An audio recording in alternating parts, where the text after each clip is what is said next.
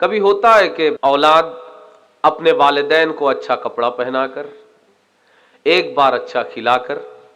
یا ایک مرتبہ اجمیر معلیٰ کی زیارت پر لے جا کر، ایک مرتبہ کعبہ معظمہ لے جا کر،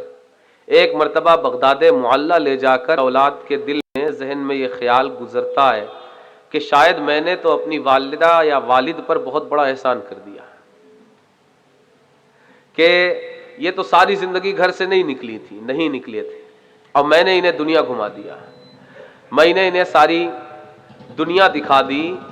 یا میں نے اتنا اچھا کھلا دیا، یا میں نے اتنا اچھا پلا دیا، یا ہم جب چھوٹے تھے اور میں کاروبار نہیں کرتا تھا تو ہمارا گزر بسر جھوپڑے میں تھا، اور اللہ نے مجھ کو اتنا دیا کہ میں نے انہیں عالیشان گھر میں نے انہیں رکھ دیا،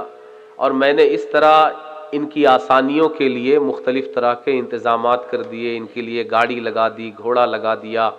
کام کرنے والیاں لگا دی، خدمت گزار لگا دیے، تو کہیں سے اس کے دل دماغ اور ذہن میں یہ خیال آ سکتا ہے کہ میں نے اپنے والدین کے ساتھ بہت بھلائی کر دی، شاید میں نے حق ادا کر دیا، اور وہ ان چیزوں کو سوچ کر جب اس کے ذہن میں یہ آتا ہے کہ میں نے تو ان کے ساتھ بڑا کام کر دیا، تو پھر وہ آوازیں بلند کرتا ہے، آوازیں بلند کرتا ہے، یہ سوچ کر کہ اتنا کر دیا تمہارے لیے، پھر بھی تم تو جھوپڑے میں رہتے تھے، میں نے عالیشان مکان میں رکھ دیا، پھر بھی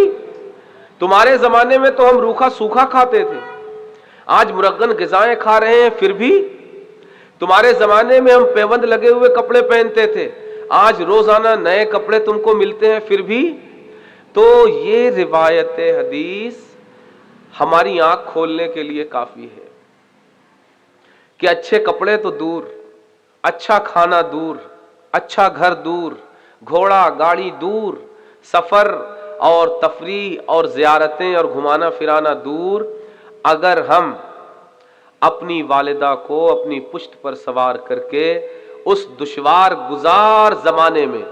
ان دشوار گزار راستوں سے گزر کر اگر طواف کعبہ بھی اگر اپنی والدہ کو اپنی پشت پر سوار کر کے اگر ہم کروائیں تو حق ادا کرنا تو دور، اور ہمیں ان پر آواز بلند کرنے کا حق حاصل ہونا تو دور، ان کی طرف سخت نگاہوں سے دیکھنے کا حق حاصل ہونا تو دور، ہم ان کی ایک وہ سسکی جو انہوں نے ہماری پیدائش کے وقت لی تھی، جبکہ ابھی ہم پیدا نہیں ہوئے، ابھی انہوں نے ہمیں دودھ نہیں پلایا ہے، ابھی وہ ہمارے گیلے بستر پر نہیں سوئی ہیں، ابھی انہوں نے اپنی قربانیاں ہمارے لیے ہمارے وجود کے بعد دینا شروع نہیں کیا ہے، خود بھوکا رہ کر ہمیں کھلانا شروع نہیں کیا ہے، خود گیلی زمین اور ٹھنڈی زمین پر سو کر ہمیں خشک اور گرم بستر میں سلانا شروع نہیں کیا ہے۔ حضرت عبداللہ ابن عمر آقا کریم صلی اللہ علیہ وآلہ وسلم کی بارگاہ سے علم اور فیض اور تربیت حاصل کر کے اس فیض کو اس الفاظ میں بیان فرما رہے ہیں کہ تم یہ سب کر کے یہ سوچنا تو دور کہ اب میں ان پر آواز بلند کر سکتا ہوں، اب میں انہیں سخت آنکھوں سے دیکھ سکتا ہوں، اب میں ان پر آنکھیں تیز کر سکتا ہوں، اور اب میں یہ سوچ سکتا ہوں کہ میں نے ان کا حق ادا کر دیا، نہیں، بلکہ بندے اور بندی ابھی تو تم نے ان کی اس ایک سسکی کا حق ادا نہیں کیا جو انہوں نے تمہارے دنیا میں آنے کے وقت برداشت کی تھی اور لی تھی۔